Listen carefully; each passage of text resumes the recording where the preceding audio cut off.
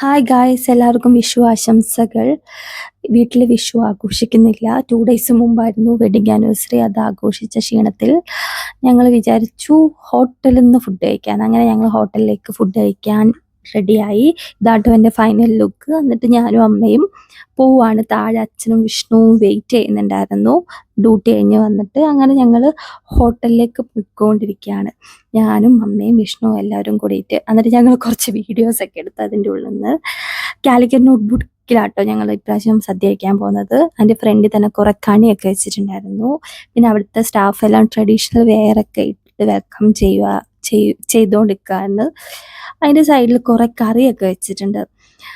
പിന്നെ ഞങ്ങൾ അവിടെ എത്തി ചോറ് കഴിക്കാൻ തുടങ്ങി. ആദ്യം ചോറ് വിളമ്പി, പരിപ്പ് വിളമ്പി, പിന്നെ സാമ്പാർ വിളമ്പി. സാമ്പാറും കൂട്ടിയിട്ട് ഞങ്ങൾ കണ്ടോ ഫുഡ് കഴിക്കുകയാണ്. 26 ഐറ്റംസ് ഉണ്ടായിരുന്നു. നല്ല സദ്യയായിരുന്നു. എനിക്ക് പേഴ്സണലി അവിടുത്തെ സദ്യ ഇഷ്ടപ്പെട്ടു കേട്ടോ.